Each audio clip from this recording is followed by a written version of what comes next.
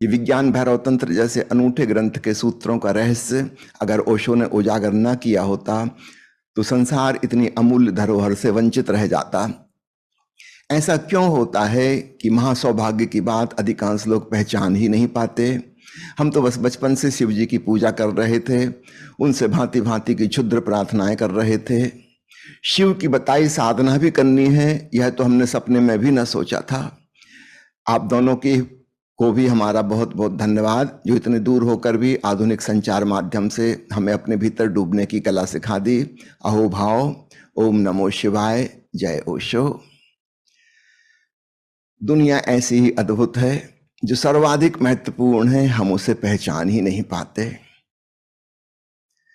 ऐसा नहीं सोचना कि केवल अध्यात्म के मामले में ऐसा है, यहां तक कि बाहर की जगत में भी जो प्रतिभाशाली लोग हैं उन्हें भी नहीं पहचान पाते।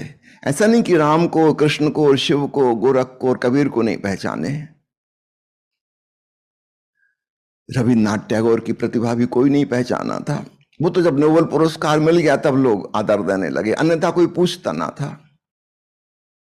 हाई स्कूल फेल, बेचारे ग्रेजुएशन भी नहीं कर पाए थे। हमारा जो शिक्षा का इंतजाम है, जिस कसौटी पे हम लोगों को नापते हैं कि कौन इंटेलिजेंट कौन नहीं, उसमें बड़े बड़े प्रतिभाशाली लोग काम नहीं आते।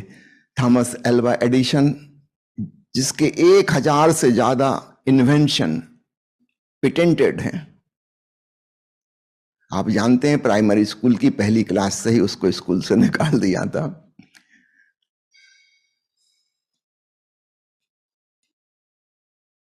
पढ़ा ही नहीं है।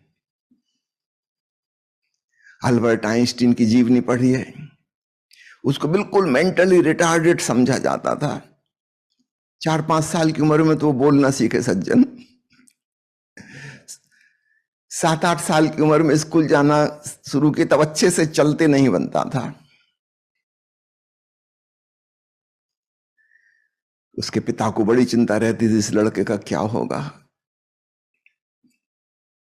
दुनिया के सर्वाधिक प्रतिभाशाली व्यक्ति को हम बिल्कुल ही मूड समझ रहे थे, मेंटली रिटार्डेड समझ रहे थे। ये बाहर के उदाहरण इसलिए दे रहा हूं ताकि अब आपको समझ में आ सकेगा कि भगवान शिव के इस अद्भुत ग्रंथ विज्ञान भैरव तंत्र को किस बुरी तरह से इग्नोर किया गया कि लोगों ने इसका नाम तक नहीं सुना।